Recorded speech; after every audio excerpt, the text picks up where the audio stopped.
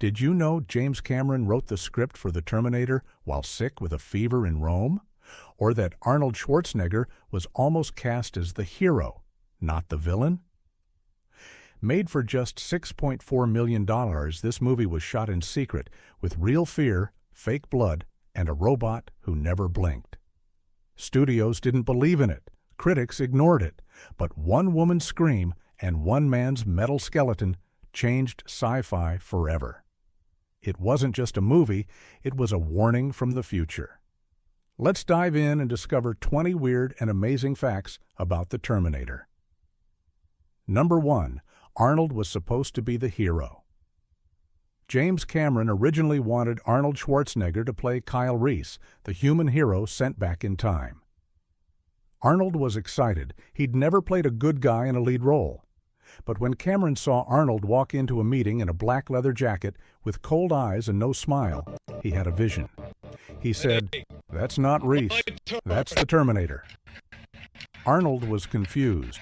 He'd never played a villain, but he trained for weeks to move like a machine. What looked like casting luck was actually a lightning strike of instinct. Number 2. The endoskeleton was made of junk. The Terminator's metal skeleton wasn't expensive. It was built from spare parts. The crew used motorcycle brake discs, toy robot pieces, old calculator keys, and even chicken bones for finger joints. The glowing red eye? A tiny bulb from a flashlight covered with red gel. They filmed it in a garage with borrowed tools and no budget. What looked like futuristic tech was actually recycled trash. Beauty from scraps and genius. Number 3. Linda Hamilton, trained like a soldier. Linda Hamilton didn't just act tough, she became tough. After reading the script, she hired a Marine trainer and worked out 6 days a week for months. She learned to strip and reload guns blindfolded, run with full gear, and do one-armed push-ups. By filming, her body was lean, strong, and ready. Her sweat, her muscles, her fear, they were all real. What looked like transformation was actually total commitment. Not acting, becoming. Number 4. The "I'll be back" line was almost cut. That famous line? Arnold improvised it. The script said, "I'll come back," but Arnold's Austrian accent made "come" sound odd, almost like "come." So he changed it to "I'll be back." The crew laughed, but Cameron kept it. Later, it became the most quoted line in film history, used by presidents, soldiers, and kids on playgrounds. What sounded simple was actually a happy accident, a phrase that changed everything. Number 5. The Future War was shot in one night. The opening scene of the Future War, burning cities, robot tanks, human rebels, was filmed in one night. Cameron used miniatures, smoke, and leftover fireworks from a 4th of July sale. The lasers were just red lights on sticks, waved by crew members. The whole sequence cost under $10,000. What looked epic was actually guerrilla filmmaking. Big dreams, small budget, huge impact. Number 6. The police station was real and scary. The police station set was a real abandoned building in downtown Los Angeles. Rats lived in the walls. One night, a crew member got bitten. But Cameron loved the grime. It felt real, desperate, forgotten. When the Terminator walks in and kills everyone, the fear in the actors' eyes wasn't fake. They knew the place was haunted by real crime. What looked like a set was actually a ghost town. Truth in the terror. Number 7. The truck chase. Used real stunts. The final chase with the tanker truck? No CGI. Arnold really drove the truck. Linda Hamilton really rode a motorcycle. When the truck flips, it's real physics. No wires, no tricks. Cameron filmed it on a closed highway at dawn. One mistake could have been deadly. Hamilton later said, "I thought I was going to die that night." What looked digital was actually raw courage. No safety net, just speed and fate. Number 8. The Terminator's walk was studied. Arnold didn't just walk, he moved like a machine. He watched videos of robots, soldiers, and even insects to perfect his stiff, efficient stride. He never blinked on camera. Between takes, he stood perfectly still, like a statue. Crew members said it was eerie, like he wasn't human. What looked natural was actually careful study. Human body, machine soul. Number 9. The gun store scene was almost banned. The scene where the Terminator buys weapons terrified real gun store owners. After the movie, some shops refused to sell to customers who said, "I'll be back." The FBI even reviewed the film for safety concerns, but Cameron said, "It's a warning, not a manual. It shows what happens when machines get weapons." What looked like violence was actually a mirror, art that scared society. On purpose? Number 10. The final factory was a real junkyard. The steel mill finale was shot in a real active factory in California. Sparks flew, metal screamed, heat reached 120 degrees. Linda Hamilton wore a fireproof suit under her clothes. Arnold's fake skin melted twice from the heat. But they kept rolling. What looked like a set was actually a working industrial nightmare. Real danger, real stakes, real sweat. Number 11. James Cameron slept on the set. With almost no money, Cameron couldn't afford a hotel, so he slept on the studio floor, wrapped in a sleeping bag. He ate canned beans and reused coffee grounds for days. One night, security almost arrested him as a trespasser, but he never complained. He believed in his vision so deeply, he lived inside it. He'd sketch storyboards by flashlight and wake up at 4 a.m. to prep shots. What looked like ambition was actually obsession, a dream with no backup plan. Number 12. The Terminator's eye view was hand-drawn. The red robot vision scenes weren't CGI.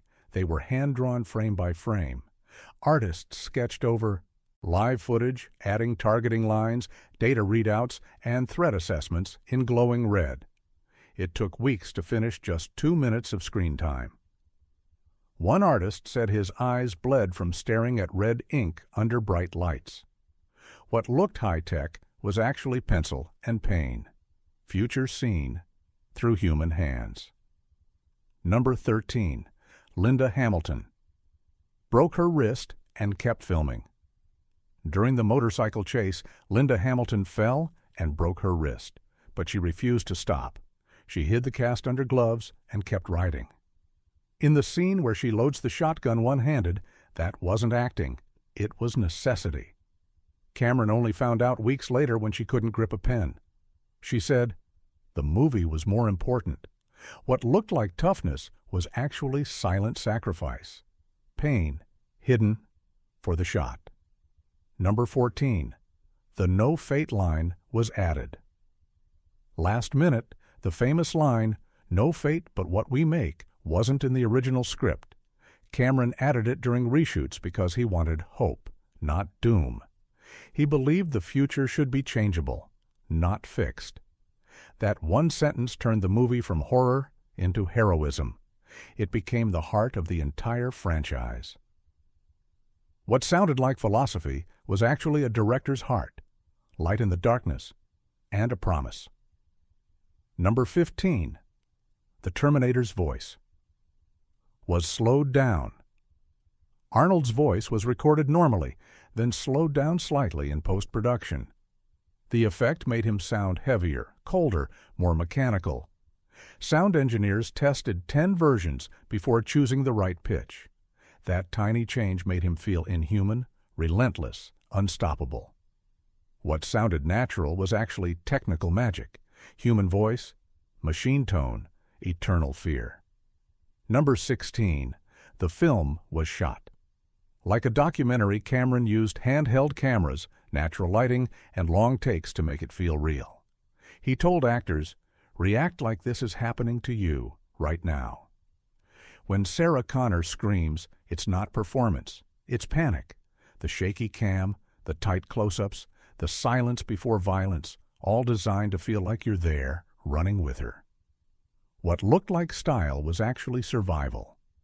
Cinema as witness to the end of the world. Number 17. The endoskeleton. Took 6 months to build the full Terminator. Endoskeleton took 6 months to build by hand. Sculptor Stan Winston worked in a garage with 3 assistants, welding, sanding, and painting every joint. They used fiberglass, steel rods, and ball joints from toy stores. The first test failed. It collapsed under its own weight. They rebuilt it stronger, adding internal motors for the jaw and eyes. When it walked on screen, audiences gasped. What looked like metal was actually love. 6 months for 60 seconds of screen time. Number 18. The final line was almost different. Sarah Connor's closing line, "No fate but what we make," was almost cut. Test audiences found it too hopeful, too soft after all the violence. But Cameron insisted. He said, "Without hope, it's just a monster movie. With it, it's a warning and a chance." He fought the studio until they agreed. That line became the soul of the franchise. What sounded small carried the whole story. One sentence, endless echoes. Number 19. The movie almost didn't get released. After filming, Orion Pictures didn't know how to market it. They called it too dark, too violent, and confusing. It was almost released straight to video. But a small screening in Texas got standing ovations. Word spread. The studio gave it a limited release, and it exploded. What looked like failure became a revolution, a whisper. That turned into a roar. Number 20. It changed sci-fi. Forever before the Terminator, sci-fi was about spaceships and aliens.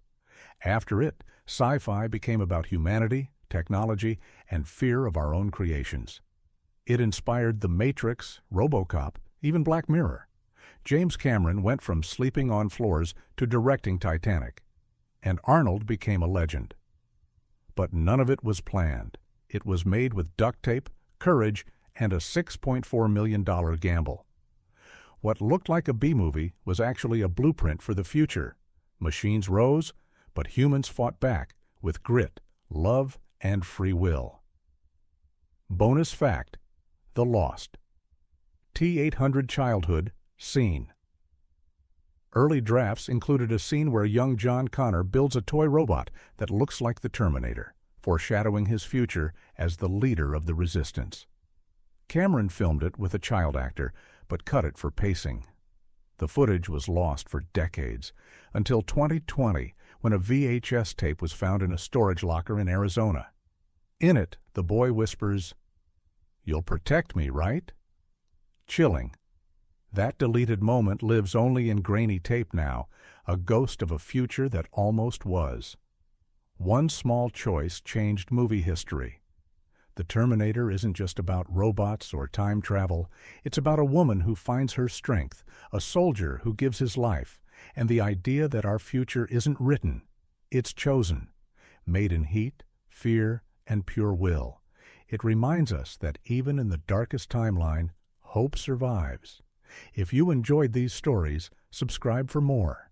Every movie hides a truth, and we'll keep uncovering them, one story at a time.